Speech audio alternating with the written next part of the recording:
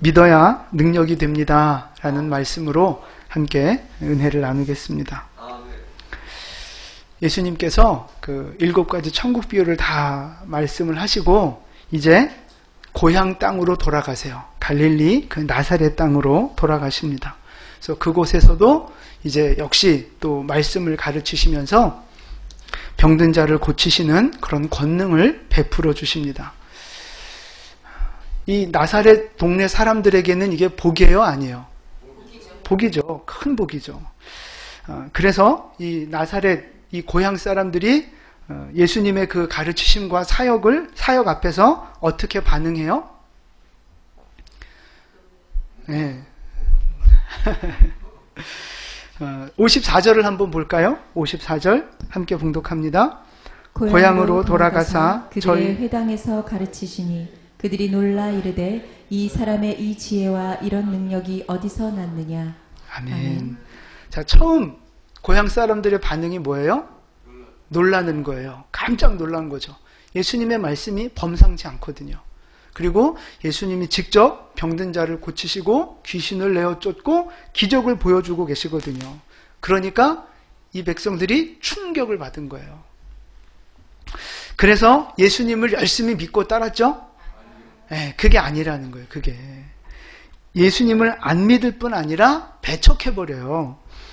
그러니까 오늘 이 본문 말씀이 사실은 마가복음과 누가복음에도 기록이 돼 있어요. 근데 이제 좀 내용들이 조금 다른데 누가복음을 보면 유대인들이 오늘 마태복음에서는 그냥 이렇게 배척하는 것으로 나오잖아요. 누가복음에 가보면 유대인들이 막 화를 내면서 예수님을 죽이려고 그래요. 엄청 화가 나는 거예요. 고향 사람들이 예수님한테.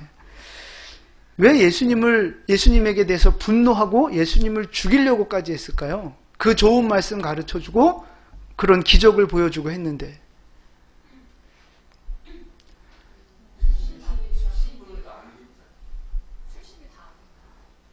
그쵸. 이제 그게 이제 아주 이제 결론인데, 가장 이제 시발점은 뭐냐 하면 예수님의 설교 때문에 그래요. 설교 때문에. 이게 설교 한번 잘못하면 엄청 돌에 맞습니다. 예수님이 무슨 설교를 했느냐? 구약에 예언되어진 메시아가 있는데 그 메시아가 바로 나다. 이 얘기를 하신 거예요.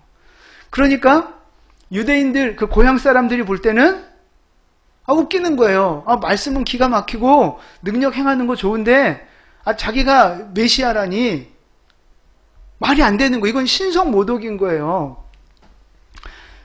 유대인들의 말이 뭐예요? 입장이 뭐예요? 내가 너를 안다 이거죠. 내가 너를 안다. 네 집안을 알고 네 출신을 알고 네 배경을 알고 내가 다 안다는 거예요. 그래서 55절부터 보면 그 가족 이야기를 쭉 하십니다. 이는 그 목수의 아들이 아니냐? 너 목수집 아들 아니야? 너 목수쟁이 아니냐? 네 엄마도 알고 네 동생들도 다 알고 근데 네가 메시아라고? 그 용납할 수가 없는 거예요. 그래서 예수님을 이제 죽이려고 하는 거죠. 근데 여러분 잘 보세요.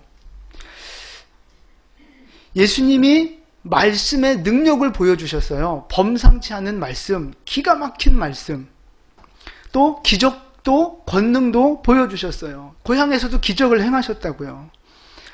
그런데 다른 데서는 다들 믿었는데 왜 여기서는 안 믿었어요?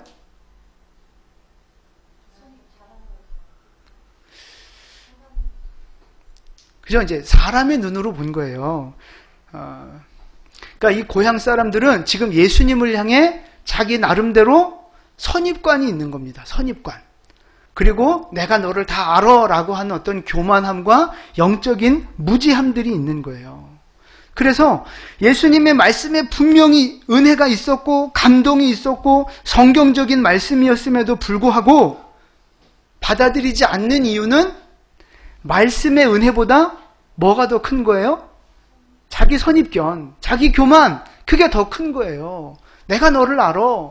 이게 더 크니까 아무리 하나님이 은혜를 주셔도 그거를 받아들이지 않는 거예요. 머리로는 좋은 말씀이네 하지만 마음으로 그분을 메시아로 인정하기는 싫은 거죠. 그래서 죽이려고 하는 거예요. 자기 교만, 자기가 갖고 있는 선입관, 이것 때문에 예수님을, 그 축복을 걷어차는 어리석은 인생들이 됐다는 것입니다. 근데 여러분, 사실은 우리도 그래요. 우리도 마찬가지예요. 우리도 하나님의 말씀을 받고 은혜를 우리도 깨닫는단 말이에요. 이제 설교를 통해서 여러분 하나님 음성 듣고요. 여러분이 성경을 읽거나 아니면 이렇게 성도들 간의 교제를 하거나 그래서 하나님의 말씀을 듣는단 말이에요. 그래서 깨닫기도 하고 은혜 받기도 하고 그러잖아요. 그래서 은혜 받고 깨달은 말씀 그대로 여러분 순종하며 살고 계십니까? 분명 은혜 받은 거 있잖아요. 말씀을 보고 들으면 깨닫는 게 있잖아요. 없어요? 표정이 없었던 표정 있잖아요. 그런데 분명히 감동 있고 깨달았고 새롭게 알았고 그런데 왜 그대로 살지 않느냐 하는 거예요. 아멘은 잘한단 말이에요. 아멘은 잘하는데 왜 말씀대로 나를 바꾸지 않느냐 하는 것입니다. 말씀이 맞다면 나를 바꿔야죠. 근데 우리는 자꾸 말씀을 들을 때 뭐 해요? 어려운 말로 필터링을 하는 거예요. 필터링을. 내가 자꾸 걸러내는 거예요. 나 저 말씀 알아. 이렇게 자기가 가지고 있는 선입견과 지식과 교만과 경험을 가지고 자꾸 말씀을 걸러내는 거예요. 그래서 저건 내가 네, 안 걸리게 되기를 축복합니다. 네. 내가 맹집사한테 세게 한번 우리는 자꾸만 걸러내는 거예요. 그래서 그 말은 맞지만 나는 그 말씀 못 지켜. 그 말씀이 맞지만 저건 나한테 하는 말씀 아니야. 내가 할 수 없는 말씀이야 라고 자꾸 다 필터링을 하면서 걸러낸다고요. 그게 다 내 안의 선입견과 욕심과 교만이라고요. 그래서 말씀은 듣지만 나를 바꾸지 않는 거예요. 말씀이 들려지고 감동도 있지만 찔림도 있지만 거기서 끝. 바꿔야 되는데 나를 바꾸지 않아요. 생각을 바꾸고 내 습관을 바꾸고 행동을 바꿔야 되는데 안 바꾼다고요. 왜 안 바꿔요? 고집이 세서. 게을러서. 두 분 빼고는 다 바꿔요? 왜 안 바꿔요?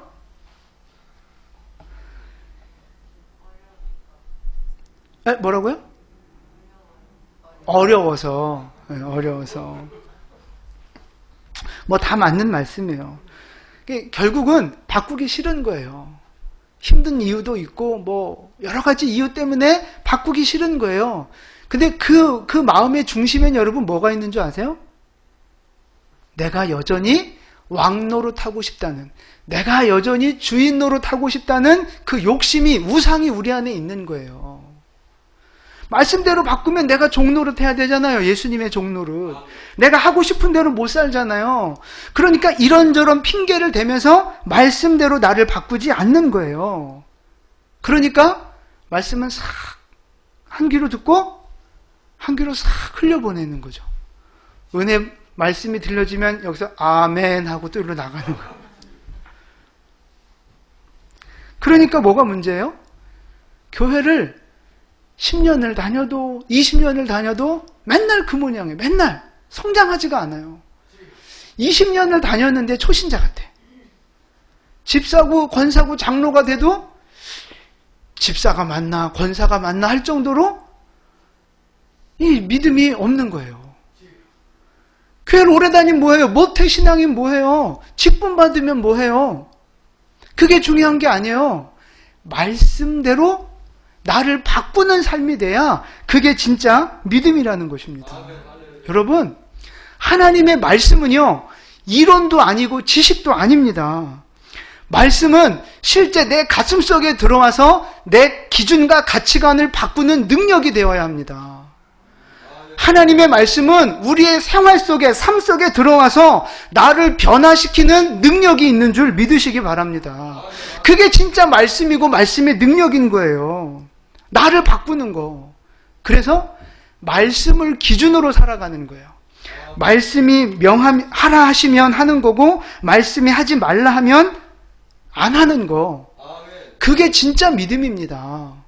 교회 잘 나오고 직분 받고 그게 믿음이 아니고요. 말씀대로 나를 쳐서 복종시키는 게 믿음이라고요.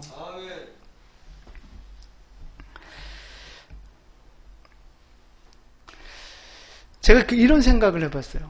이제 우리가 죽으면 천국문에 가서 이제 예수님을 만나서 예수님이 우리를 지옥 갈지 천국 갈지 이제 이렇게 하시지 않겠어요?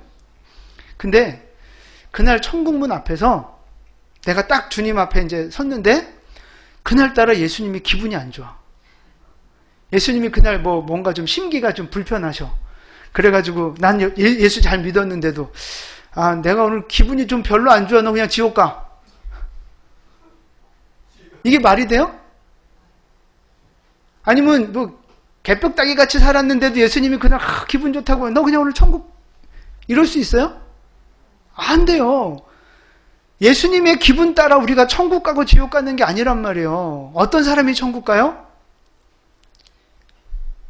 몰라요? 예수를 나의 주인으로 고백하고 그 말씀에 순종하는 사람, 영적인 법에서, 성령의 법 안에서 하나님의 자녀가 된 사람이 천국 가는 거라고요. 예수님의 기분 따라 천국 가고 지옥 가는 게 아니라고요. 맞죠? 그러면 모든 사람들 다 천국 가요. 왠지 아세요? 예수님이 천국에서 기분 나쁜 날들이 있겠어요? 없죠. 항상 해피하시겠죠. 그러니까 다 천국 보내드리신 거예요. 개나 소나 다 천국 가라고 하시겠죠. 그건 말이 안 되는 거잖아요. 예수님이 우리를 천국, 지옥 가르실 때도 분명히 법대로, 말씀대로, 기준대로 갖고 우리를 판단하신다고요. 이 말씀을 왜 드리느냐? 우리가 믿음 생활하는 태도도 마찬가지라는 거예요. 많은 분들이 감정과 기분을 갖고 신앙생활을 해요. 기분 좋으면 뭔가 은혜가 되는 것 같고 감동이 되고 기분 좋으면 좋은 일 생기면 여러분 어떻게 해요? 막 헌신도 하고 막 열심히 교회도 더 잘 나오고 막 안 하던 막 봉사도 하고 표정들이 좋은 일 생겨도 안 하겠다 이거죠 지금. 근데 기분 나쁘면 마땅히 해야 되는 것도 안 하는 거예요. 마땅히 성도의 의무, 하나님이 명하신 사명, 이것도 기분 나쁘면 안 하는 거예요. 여러분 그게 믿음입니까? 내가 기분 좋으면 하고 기분 나쁘면 안 하고 이게 믿음이냐고요. 하나님은 분명히 믿음의 법으로, 말씀의 법을 기준으로 우리를 판단하신다고요. 그럼 우리 신앙생활도 내 감정 따라 흔들리는 게 아니고 하나님의 법과 말씀을 따라 흘러가야 된다고요. 우리 신앙생활의 기준이 거기 있어야 된다고요.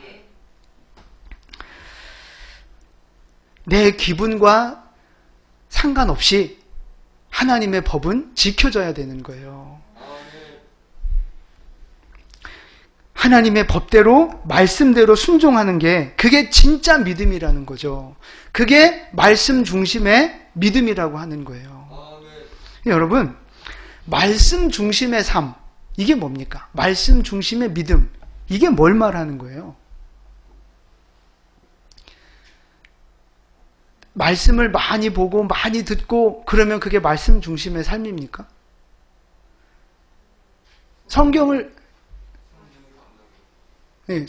많이 읽고 많이 알면, 성경을 이렇게 가까이 하고 살면 그게 말씀 중심의 삶입니까? 아니라고요.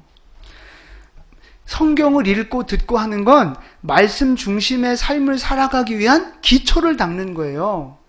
말씀 중심의 삶이란 내가 보고 듣고 읽고 깨달은 그 말씀을 내 삶 속에 적용해서 살아가는 거예요. 그 말씀으로 나를 바꾸는 거예요. 그 그 말씀을 기준으로 나를 변화시키는 거예요. 생각과 습관과 행동과 라이프 스타일을 바꾸어가는 거, 그게 바로 말씀 중심의 삶이라고요. 말씀에서 악이다 그러면 그걸 안 하는 거예요.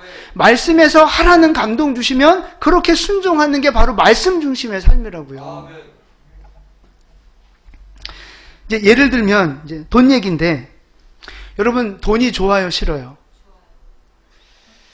별로 안 좋아하시는 분들도 꽤 많네요. 네. 그럼 좀 다 갖다 내세요, 좀. 그건 또 싫구나. 돈이 필요해요, 안 필요해요? 필요하잖아요. 근데 보세요. 믿음의 사람이, 거룩한 하나님의 백성이 돈 많이 벌려고 하고 돈 많이 가지려고 하고 그러면 돼요, 안 돼요?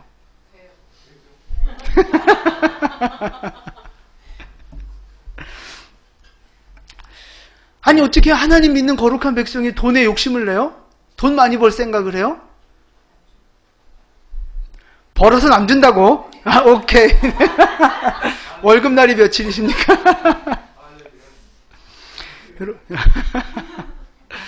네, 월급날 찾아가시길 바랍니다. 여러분, 이건 질문이 잘못된 거예요, 질문이. 믿음 좋은 사람은 돈 욕심 없이 산다. 돈과 상관없이 산다? 그건 말도 안 되는 소리입니다. 믿음이 좋을수록 가난하게 살고 무소유로 살아야 된다? 말도 안 되는 소리예요. 여러분, 하나님이 돈에 대해서 어떻게 말씀하고 계십니까? 하나님 말씀대로 순종하고 하나님의 계명을 지키면 하나님이 형통케 하신다는 약속을 신구약에서 어마어마하게 많이 하고 계세요. 하나님이 믿음의 사람들이 돈이 필요 없다면, 무조건 무소유로 가난하게 살아야 한다면 그런 축복들을 왜 주시겠어요? 아브라함이 왜 거부가 됐고 이삭이 왜 거부가 됐겠어요? 그건 말이 안 되는 거예요. 하나님은, 그러니까 믿음이 있든 없든 우리가 이 땅을 살아갈 때 돈이 필요한 거예요. 돈은 참 소중한 거예요. 믿음이 있다고 돈을 터부시하면 절대 안 됩니다. 왜냐하면 돈은 하나님이 주신 강력한 도구거든요. 그래서 돈은 소중하게 여겨야 돼요. 벌 수 있으면 최대한 많이 버셔야 돼요. 우리 맹집사님만 많이 버시기 바랍니다. 아멘 하시니까. 성경에 하나님이 돈에 대해서 뭐라고 말씀하시느냐? 돈을 사랑하지 말라 하셨어요. 돈이 많고 적음을 이야기하는 게 아닙니다. 돈을 사랑하지 말라는 거예요. 그러니까 우리는 돈 그러면 막 좋으니까 돈을 사랑하게 돼요. 그게 잘못되는 거라고요, 그게. 이 돈의 주인이 누구예요? 하나님이라고요. 그러니까 하나님이 원하시는 대로 써야 되는 거예요. 하나님이 명하시는 곳으로 흘려보내야 되는 거예요. 그게 물질을 바라보는 우리의 태도여야 되는 거예요. 근데 흘려보내지도 않고 주님이 원하시는 대로 쓰지도 않고 내 욕심을 위해서, 나만을 위해서 쓰면 그게 바로 돈을 사랑하는 거예요. 그게 바로 자기가 돈의 주인이 되는 거죠. 하나님은 그걸 책망하시는 거예요. 여러분, 돈 많이 버십시오. 목사님이 아멘해서 뭐 하시게? 돈 많이 버셔서 하나님이 원하시는 대로 흘려보내고 성부로 쓰임받는 여러분 되시기를 축복합니다. 근데 조심해야 돼요. 돈을 사랑하지 않도록. 돈을 사랑하지 않도록 조심해야 돼요. 돈이든 시간이든 우리의 재능이든 다 마찬가지예요. 우리의 인생은 전부 다 하나님 거예요. 하나님이 주인이시라고요. 그러니까 여러분의 시간 씀씀이도 주님 뜻대로 쓰셔야 돼요. 시간 그냥 막 낭비하지 마세요. 시간 헛되이 보내지 마세요. 돈이야 또 벌면 되지만 지나간 시간은 어찌하겠습니까? 여러분, 정말 시간 소중한 거예요. 물질, 시간, 우리의 인생, 주인이 하나님 되심을 믿고 하나님의 뜻대로 거룩하게 사용하는 여러분 되시기를 주님의 이름으로 축원을 드립니다. 이게 바로 말씀 중심의 삶이에요. 말씀대로 말씀 앞에서 물질을 쓰고 시간을 쓰고 내 인생을 경영하는 거, 그게 바로 말씀 중심의 삶이라고요. 근데 우리는 이 말씀 중심의 삶을 살다 보면 두 개가 충돌할 때가 있어요. 하나님의 거룩하신 말씀과 우리의 어떤 죄된 욕심들이 충돌한단 말이에요. 내 욕심과 말씀이 충돌할 때 뭐를 선택해야 돼요? 여러분은 뭘 선택하고 있어요?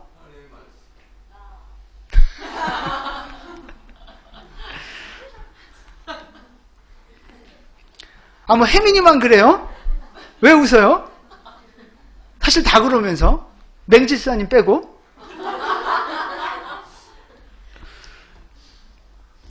말씀과 내 욕심이 부딪힐 때 여러분 뭘 선택하시느냐고요. 우리 이론으로는 알아요. 하나님 말씀을 선택해야 된다고.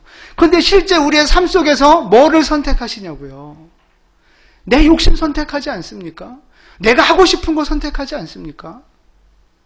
그게 말씀 중심의 삶이 아니라고요. 많이 안다고, 많이 들었다고, 교회 오래 다녔다고, 그게 중요한 게 아니라고요. 진짜 예수님을 나의 주인으로 삼아 그 주인의 말씀에 굴복하는 삶, 주인의 말씀대로 나를 바꾸고 순종하는 삶, 그게 진짜 말씀 중심의 삶이에요. 여러분, 예수님이 여러분의 주인 아닙니까? 주인. 왜 주인 말 안 들어요? 주인이 말씀하시면 그대로 순종해야 그분이 주인인 거죠. 말로는 주님 해놓고 그분이 말씀해도 안 들으면 그게 주인입니까? 불법을 행하는 자죠. 여러분 진짜 말씀대로 순종하셔서 말씀대로 말씀 앞에 굴복하셔서 예수님이 주인 되심을 드러내고 증명하는 삶이 되시기를 축복합니다. 말씀 중심의 삶을 살아가는 여러분 되시기를 주님의 이름으로 축원을 드립니다. 이게 굉장히 중요한 거예요. 이 말씀 중심의 삶이 결국 어디로, 어떤 믿음으로 발전하느냐 하면 순교신앙으로 발전하는 거예요. 순교신앙. 우리가 순교 그럼 여러분 뭐가 생각나십니까? 그죠? 죽는 거잖아요. 그래서 저 선교지 가서 핍박받다가 거기서 죽어야 우리는 순교 이렇게 생각하는데 그게 다가 아니에요. 그렇게 육신이 죽는 순교 말고 우리의 삶 속에서 죽어야 하는 삶 속에서 그 필요한 순교신앙이라는 게 있다고요. 순교신앙. 말씀 앞에서 내가 죽는 거예요. 육체가 죽는 게 아니고 내 자아가 죽는 거죠. 말씀 앞에서 내 욕심이 죽고 옛사람의 습관이 죽고 내 혈기가 죽고 악한 세상적인 가치관들이 죽어지는 거, 나를 죽이는 거, 말씀 앞에서. 그게 바로 순교신앙이란 말입니다. 말씀 중심의 삶이 되어져야 이 순교신앙이 만들어지는 거예요. 근데 여러분 죽어요, 안 죽어요? 죽어야 하느니라. 죽어야 하느니라. 말씀과 내가 충돌하면요, 반드시 둘 중에 하나가 죽어야 돼요. 말씀과 내가 충돌하면 둘 중에 하나가 죽어야 된다고요. 여러분, 충돌할 때 누가 죽습니까? 내가 죽어요? 말씀이 죽어요? 오늘 이 고향 사람들 보세요. 아까 누가복음 말씀드렸잖아요. 하나님의 말씀이 선포될 때 그걸 받아들이고 자기들이 죽지 않으니까 결국 누구를 죽이려고 그래요? 예수를 죽이려고 하는 거예요. 여러분, 이거예요. 바로 우리에게도 하나님의 말씀이 들려지는데 그 말씀 앞에서 내가 안 죽으면 내가 예수를 죽인다고요. 내가 말씀 앞에서 죽지 않으면 그 말씀을 죽인다고요. 내가 죽으면 하나님의 축복으로 영광으로 나아가는데 내가 말씀을 죽이면 결국 말씀 중심의 삶이 이루어지지 않고 결국 내 믿음을 버리는 그 길로 가게 되는 거예요. 내가 죽고 여러분이 죽고 우리의 옛사람이 죽는 은혜가 있기를 주님의 이름으로 축원을 드립니다. 한번 가슴에 손을 얹고 하나님 앞에 이 시간 고백하세요. 내가 죽겠습니다. 좀 진짜로 좀 해봐요. 다시 시작. 내가 죽겠습니다. 죽으시기 바랍니다. 진짜 말씀이 내 안에 부딪혀 올 때 그 말씀이 살고 내가 죽는 은혜가 있기를 축복합니다. 우리가 왜 잘 안 죽어요? 말씀대로 살면 내가 죽으면 손해볼 것 같은 거예요. 힘들 것 같은 거예요. 더 어려워질 것 같은 두려움과 불안함들이 우리 안에 있어요. 그래서 쉽게 잘 안 죽으려고 하는 거예요. 물에 빠졌을 때도 마찬가지잖아요. 수영할 줄 아는 사람은 그냥 오히려 힘을 빼요. 그러면 떠요. 근데 살아보겠다고 막 온몸에 힘주고 버둥거리면 가라앉는다고요. 이론으로는 잘 아는데 막상 물에 빠진 그게 잘 안 된단 말이에요.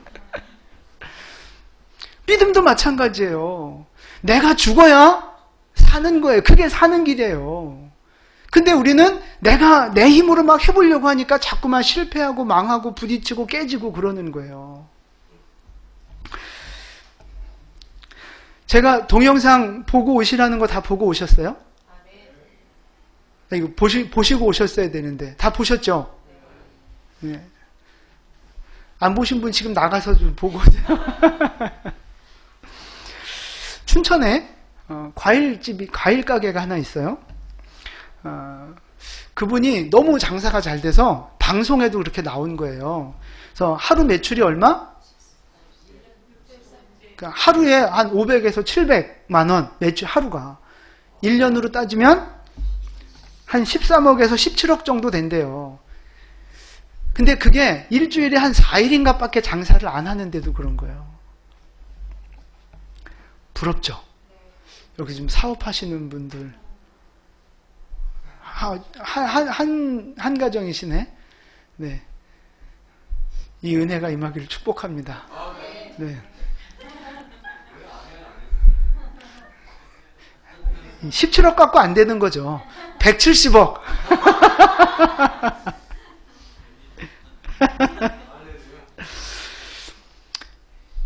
여러분 보셨잖아요, 영상?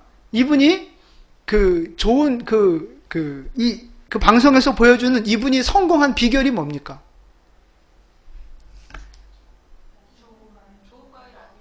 그죠?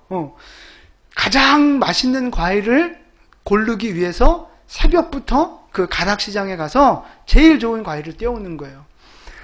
만약에 귤이 만상자가 그 도매시장에 들어오면 그 중에서 가장 맛있는 귤은 1%밖에 안 된대요. 백상자.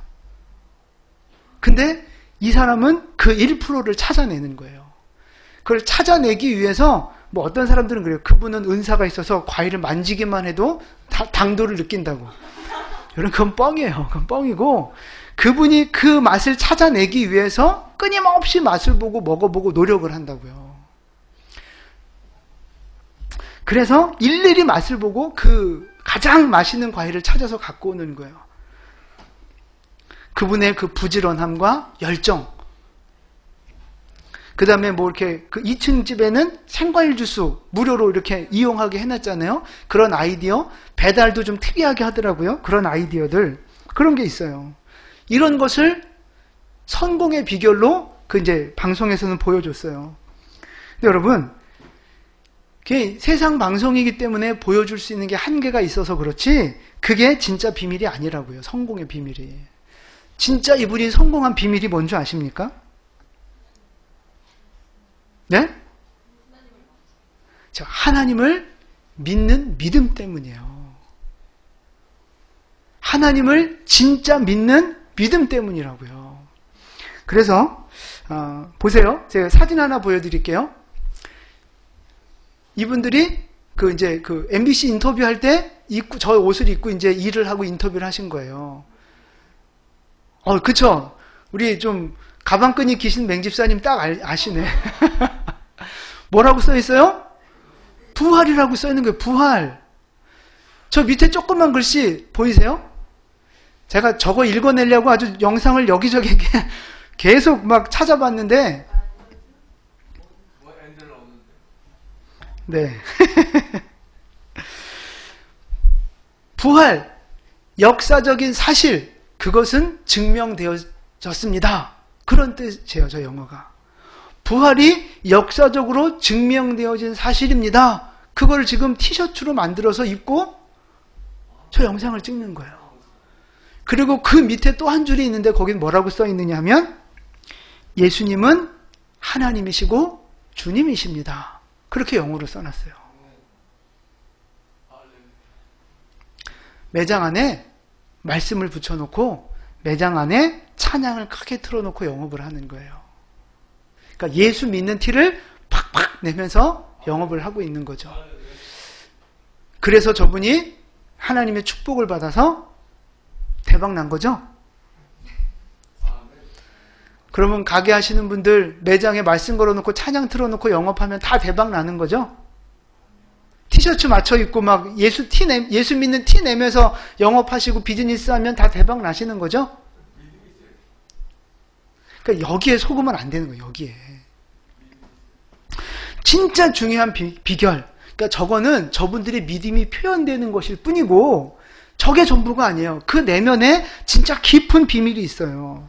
그게 뭐냐면 저 부부가 예수님을 자기들의 주인으로 고백하고 인정하며 그분의 말씀을 살아내는 거, 말씀 중심의 삶을 살아가는 거, 순교의 신앙으로 살아가는 거, 그게 진짜 비밀이라는 거예요. 껍데기만 말씀 걸어놓고 티셔츠 입고 찬양 틀어놨다고 그게 하나님이 복 주시는 게 아니고요. 진짜 그들의 가슴 속에 예수님을 향한 사랑, 예수님의 주권 앞에 굴복하는 믿음이 있다고요. 진짜 믿음이. 저분이 이제 춘천 한마음교회 성도님이신데 그 교회 담임 목사님이 그렇게 말씀하셨대요.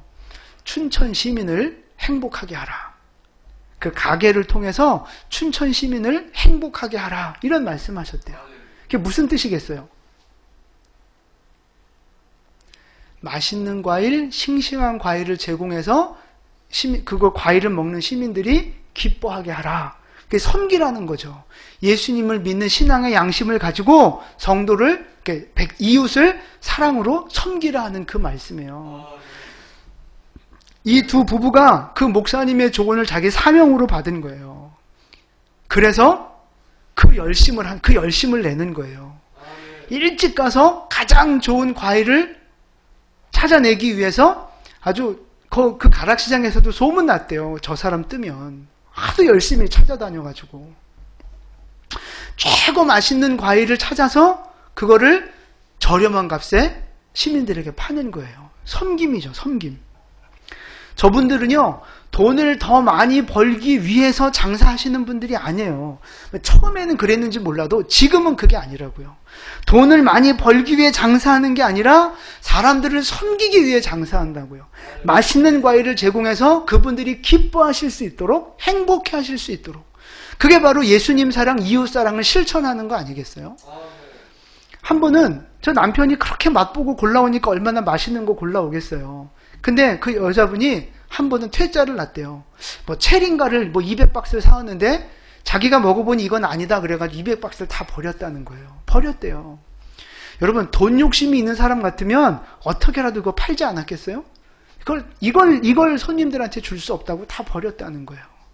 그러니까 지금 이분들의 중심은 돈이 아니에요. 하나님의 사명을 받은 하나님의 대행자로서 사람을 섬기는 복음의 통로가 되는 그런 사명자로 지금 살아가고 있는 거라고요. 말씀 중심의 삶을 실천해 나가고 있는 사람들인 거예요. 그러니까 하나님이 이들을 복 주신 거라고 하는 거죠. 돈 욕심을 죽이는 거예요. 이분들은 자기들은 서류상 대표일 뿐이지 진짜 대표는 하나님이십니다. 이렇게 고백해요. 이 영업의 원리가 성경에도 나와 있어요. 골로새서 3장 22절과 23절 말씀입니다. 우리 함께 봉독합니다. 종들아, 모든 일에 육신의 상전들에게 순종하되 사람을 기쁘게 하는 자와 같이 눈가림만 하지 말고 오직 주를 두려워하여 성실한 마음으로 하라. 무슨 일을 하든지 마음을 다하여 주께 하듯 하고 사람에게 하듯 하지 말라. 아멘. 아멘. 여러분, 이게 우리가 인생을 살아가는 원리예요. 상전들에게 순종하되 사람을 기쁘게 하는 자처럼 눈가림하지 말라는 거예요. 그러니까 사장 볼 때 열심히 하고 안 보면 대충 하고 막 땡땡이 치고 그렇게 하지 말라는 거예요. 오직 주를 두려워하여 성실한 마음으로 하라. 하나님은 다 보고 계시잖아요. 사장은 안 보고 사람은 안 봐도 결국은 다 알려져요. 진짜 중요한 건 하나님이 보고 계시잖아요. 그러니까 땡땡이 치지 말라는 거예요. 대충 하지 말라는 거예요. 무슨 일을 하든지 마음을 다하여 죽게 하듯 하라는 거죠. 죽게 하듯. 직장 생활을 해도 그 동료들과 사장 회사를 주님을 섬기듯이 하라는 거예요. 사업을 해도, 여러분 장사하시는 분들 사람이 오면 뭘로 보여요, 그게? 돈으로 보이잖아요. 돈으로. 그러지 말라는 거예요. 돈으로 보지 말고 내가 섬겨야 할, 내가 정말 저 사람을 기쁘게 섬겨야 할 섬김의 대상으로 보라는 거죠. 거래처 눈에 잘 보이려고만 하지 말고, 사람 눈에 잘 보이려고만 하지 말고, 하나님 보시기에 올바른 모습으로 하나님 눈에 잘 보이게 충성하라, 이런 말씀을 하고 계신 거예요. 여러분, 이게 진짜 우리 믿음의 사람들의 삶의 태도인 거예요. 여러분, 주님이 보고 계십니다. 주님이 보고 계십니다. 여러분의 직장에서, 사업장에서, 가정에서 주님이 보고 계신다고요. 그 주님 모시기에 성실하고 최선을 다하는 삶이 필요하다는 것입니다. 이게 바로 내 욕심을 버리고 말씀 중심의 삶을 살아가는 순교 신앙의 모습이라는 거예요. 여러분, 이렇게 살아가는데 인정 안 받을 수 있겠습니까? 이렇게 살아가는데 하나님이 복을 안 주시겠어요? 하나님의 약속은 그렇게 이루어져 가는 거예요. 돈을 사랑하면 결국 망하게 돼 있어요. 그러나 하나님을 사랑하면 하나님이 하늘과 땅의 기름진 목으로 채우시는 줄 믿으시기 바랍니다. 할렐루야. 진짜 이 말씀을 믿고 순종하는 여러분 되시기를 축복합니다. 믿으면 어떻게 돼요? 그 말씀의 능력을 경험하는 거예요. 믿지 않으면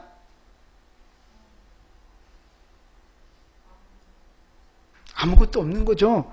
오늘 58절 보세요. 58절 함께 봉독합니다.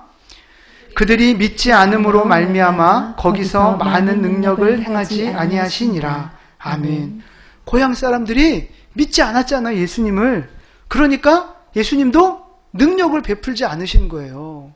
믿었다면 더 많은 능력을 경험했을 텐데, 더 많은 축복을 받았을 텐데, 믿지 않았으니까 능력과 축복을 놓쳐버린 거죠. 손해본 거예요. 여러분, 바로 이겁니다. 우리가 왜 신앙생활하면서 하나님의 능력과 축복을 경험하지 못해요? 왜 그래요? 믿지 않는 거예요. 뭐 다른 여러 가지 이유가 있겠지만 가장 중요한 것 중에 하나가 믿지 않고 순종하지 않는 거예요. 믿지 않으니까 순종 안 하겠죠. 하나님의 말씀대로 순종했다면 하나님이 그 인생을 책임지시고 그 인생을 복되게 하셨을 텐데 우리는 믿음이 없는 거예요. 믿음이. 기다리지 못하는 거죠. 그렇게 하면 안 될 것 같은 불안함과 내교만이 있는 거예요. 그러니까 순종하지 않으니까 하나님이 능력을 보이시지 않는 거예요. 요한복음 11장 40절 말씀, 예수님의 약속입니다. 함께 봉독합니다. 예수께서 이르시되 내 말이 내가 믿으면 하나님의 영광을 보리라 하지 아니하였느냐 하시니. 아멘. 아멘. 여러분, 하나님의 약속입니다. 내가 믿으면 하나님의 영광을 보리라. 내가 믿으면 하나님의 영광을 보리라. 여러분, 우리가 믿음으로 순종할 때 하나님의 영광을 보게 될 줄 믿으시기를 바랍니다. 말씀을 믿고 순종하면 하나님의 능력을 경험하게 될 것입니다. 하나님이 약속이에요. 제가 뻥치는 게 아니고 하나님이 성경을 통해 우리에게 주신 약속입니다. 믿으면 주님의 영광을 보게 될 것입니다. 아까 우리가 찬양했던, 맨 처음에 찬양했던 거, 가사가 그거잖아요. 주가 일하시네, 주가 일하시네. 누굴 위해 일하세요? 주께 아끼지 않는 자에게. 주가 일하시네, 누구를 위해서? 신뢰하며 걷는 자에게. 주님을 향해 아끼지 않고 내 삶을 드리고 주님을 믿음으로 신뢰하며 순종하며 걷는 자에게 그를 위해서 하나님이 일하신다고요. 하나님이 아무나 축복 주시고 아무나를 위해 역사하시는 게 아니라 순종하는 자에게, 믿는 자에게 그 영광을 보여주실 줄로 믿습니다. 근데 우리 안에 그런 질문들이 있어요. 믿고 순종하는데요. 이렇게 열심히 살아보려고 나름대로 열심히 노력하고 있는데요. 왜 하나님이 복을 안 주실까요? 왜 내 삶은 아직 회복되지 않는 걸까요? 그런 어떤 궁금증, 그런 질문들이 있어요. 여러분 왜 그런 것 같으세요? 아니, 그러니까 정말 힘껏 마음을 다해서 순종하려고 하고 애쓰는데 인생이 회복이 되지 않아요. 하나님의 영광을 경험하지 못해요. 왜 그런 거예요? 지금까지 내 맘대로 살면서 빵꾸난 게 너무 많은 거예요. 지금까지 살아오면서 수십 년을 살면서 인생에 빵꾸낸 게 너무 많은 거예요. 그러니까 꼭 그런 거죠. 내가 땅의 구덩이를 파는 거예요. 내 욕심대로, 내 마음대로, 물질도 내 마음대로 관리하고, 시간과 건강도 내 마음대로 막 관리하면서, 이렇게 구덩이를 파는 거예요, 구덩이를. 근데 내가 한 번 은혜 받고, 한 번 결단하고, 한 번 순종했다고 그 수십 년 동안 팠던 그 구덩이가 금세 메워져요? 아니라고요. 시간이 걸리는 거예요, 시간이. 과거의 그 모든 습관을 끊고 나를 죽이며 순종하면서 그거를 다시 채워나가는 시간이 필요하다고요. 우리가 왕의 제종 훈련할 때 그 김미진 간사님도 순종하기로 딱 결심하고 완전히 회복될 때까지 얼마나 걸렸어요? 10년 걸렸어요. 10년. 10년 걸렸다고요. 그러니까 한 6개월 순종해보고 1년 살아보고 안 되네. 그게 아니라고요. 내가 그동안 빵꾸냈던 것들, 건강을 빵꾸내고 카드를 빵꾸내고 내 그 시간을 빵꾸냈던 것들을 채우는 시간들이 필요하다고요. 근데 보세요. 열심히 해도 안 되네. 말씀대로 순종해도 안 되네. 그러니까 안 해. 보세요. 지금 이 사람의 그 목표는 뭐였어요? 돈이었어요? 하나님 사랑이었어요? 돈이었어요. 그러니까 회복되지 않는 그 고난의 시간을 통해서 뭐가 드러난 거예요? 이 사람이 돈을 쫓고 있다는 게 드러나는 거예요. 이해되세요? 그러니까 내 인생이 회복이 되든 안 되든 나는 말씀대로 순종해야 되고 하나님의 말씀대로 살아가야 되는 거예요. 그게 진짜 내 중심의 말씀 중심의 삶이고 그게 진짜 하나님을 사랑하는 믿음의 모습인 거죠. 여러분 헷갈리시면 안 돼요. 속으시면 안 돼요.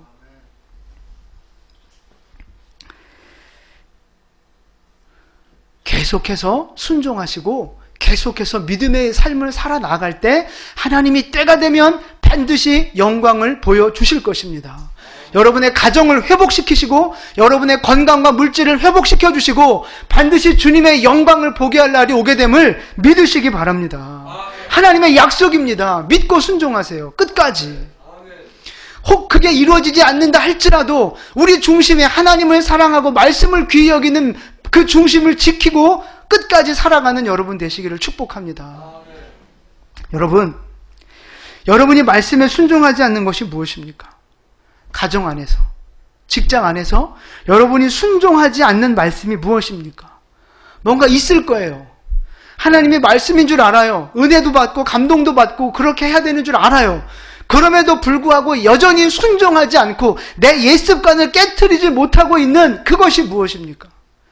여전히 말씀 중심으로 되지 않고 내 중심으로, 나 편한 중심으로 살아가고 있는 그 무언가가 무엇입니까? 여러분 그걸 발견하셔서 하나씩 깨뜨리셔야 돼요. 그래야 주님의 영광을 보게 될 것입니다. 가정에서 말씀 앞에 죽어지시기를 바라요. 여러분 사회생활 하실 때 말씀 앞에 죽어지시기를 바랍니다. 내가 죽고 말씀이 살아서 하나님의 능력과 영광을 경험하는 축복의 주인공 되시기를 예수님의 이름으로 축원을 드립니다. 아멘. 기도하겠습니다. 하나님 아버지 감사합니다. 우리에게 말씀을 주셨는데 말씀을 죽이며 내가 사는 헛된 신앙생활을 해왔던 우리의 연약함을 용서해 주시옵소서.